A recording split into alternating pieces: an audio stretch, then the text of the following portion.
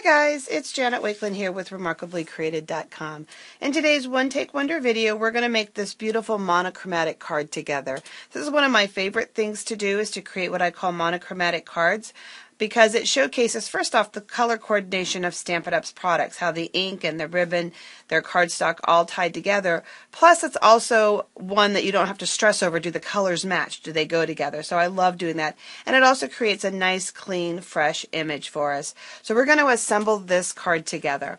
What we're working with is we're working with the beautiful Birthday Blooms catalog from the Spring 2016 catalog. We have our nice impressions folder with the really beautiful, like, large, big dots on it. Something fun. We're going to be working with our basic pearls.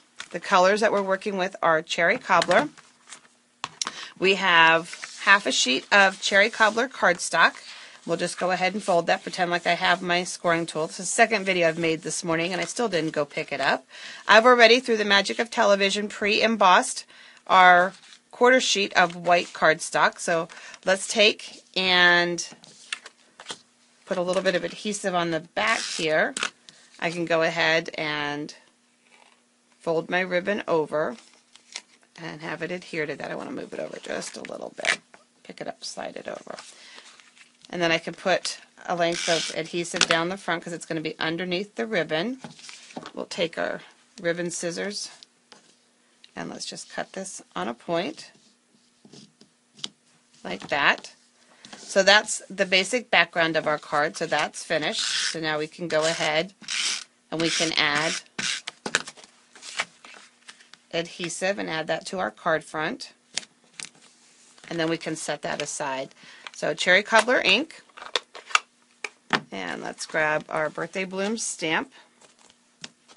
I don't put my labels on the back just by choice. I do keep them stored in the back sleeve back here. And then a little tip with your stamps when they're new, you want to just take this backing off of, I guess you call it the reverse image, or the piece that's left, that would be left normally as waste, and I like to just stick that into the case. Oops, I guess I didn't pull the labels out. There we go. So the labels, there we go, are just stored.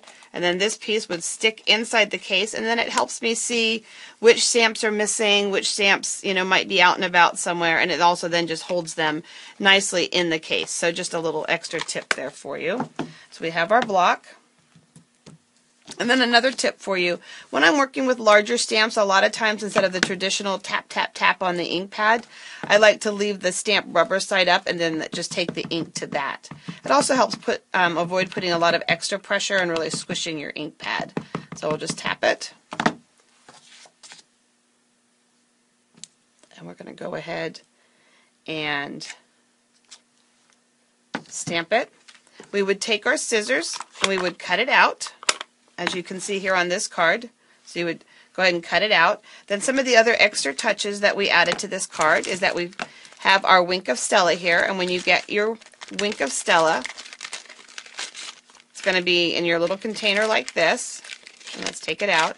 It will have this little black ring, so you'll need to open it up and take that black ring out. You're going to want to then put it together, and then you're going to want to push a few times to fill the chamber with the fluid and have it mix it and interact with the glitter that's in there. And then once you do that, it's primed and ready to go all the time. So let me just go ahead and add a little bit of Wink. And here it's actually almost acting as a watercolor, kind of blending those little lines just a little bit from the ink. And it's just going to add a really pretty touch. I like to call it winked. So now my card has been winked. Every card needs winked. And I love the name Wink of Stella. Every time I use it, I think of my friend Stella. Everybody needs a beautiful product named after them, right? I'm not sure it was named after her, but it makes me smile. So let's pull our pearls out.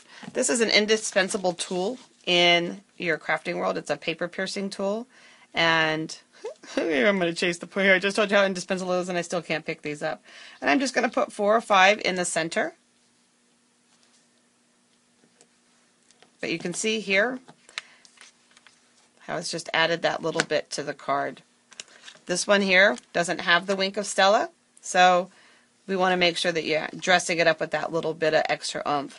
If you want tutorials for projects like this, I encourage you to join my newsletter. I actually send PDF tutorials, 30 to 50 of them a month via my newsletter, and you can register for that at remarkablycreated.com. So I hope you join me back here again for some more videos. Have a great day and God bless.